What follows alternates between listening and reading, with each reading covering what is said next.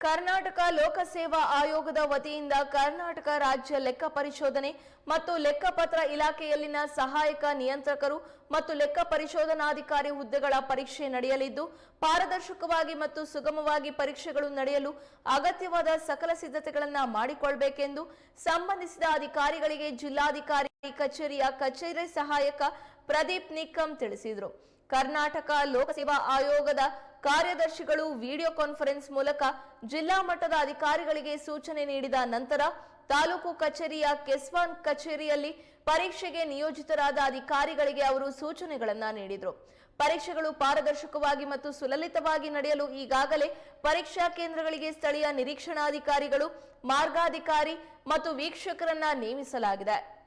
ಯಾವುದೇ ಅವ್ಯವಹಾರಕ್ಕೆ ಆಸ್ಪದ ನೀಡದಂತೆ ಪಾರದರ್ಶಕವಾಗಿ ಪರೀಕ್ಷೆಗಳು ನಡೆಯಲು ಪರೀಕ್ಷಾ ಕೇಂದ್ರಗಳ ಸುತ್ತಮುತ್ತ ಭಾರತೀಯ ನಾಗರಿಕ ಸುರಕ್ಷಾ ಸಂಹಿತೆ 2023ರ ಕಲಂ 163ರ ಅನ್ವಯ ಪ್ರತಿಬಂಧಕಾಜ್ಞೆಯನ್ನ ಜಾರಿಗೊಳಿಸಿ ಜಿಲ್ಲಾಧಿಕಾರಿ ಆದೇಶ ಹೊರಡಿಸಿದ್ದಾರೆ. ಪರೀಕ್ಷಾ ಕೇಂದ್ರಗಳ ಒಳಗೆ mobile, Bluetooth device, smart watch ಸೇರಿದಂತೆ ಯಾವುದೇ ಎಲೆಕ್ಟ್ರಾನಿಕ್ ವಸ್ತುಗಳಿಗೆ ಅವಕಾಶವಿರುವುದಿಲ್ಲ.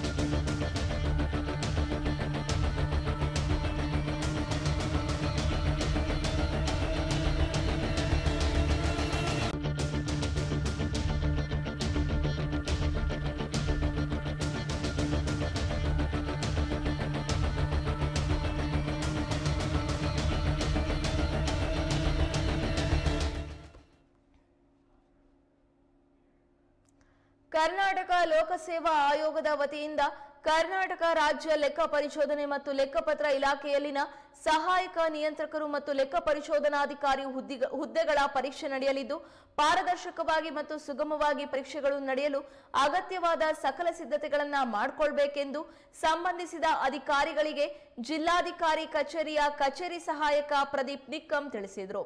ಕರ್ನಾಟಕ ಲೋಕಸೇವಾ ಆಯೋಗದ ಕಾರ್ಯದರ್ಶಿಗಳು ವಿಡಿಯೋ ಕಾನ್ಫರೆನ್ಸ್ ಮೂಲಕ ಜಿಲ್ಲಾ ಮಟ್ಟದ ಅಧಿಕಾರಿಗಳಿಗೆ ಸೂಚನೆ ನೀಡಿದ ನಂತರ ತಾಲೂಕು ಕಚೇರಿಯ ಕೆಸ್ವಾನ್ ಕಚೇರಿಯಲ್ಲಿ ಪರೀಕ್ಷೆಗೆ ನಿಯೋಜಿತರಾದ ಅಧಿಕಾರಿಗಳಿಗೆ ಅವರು ಸೂಚನೆಗಳನ್ನು ನೀಡಿದರು.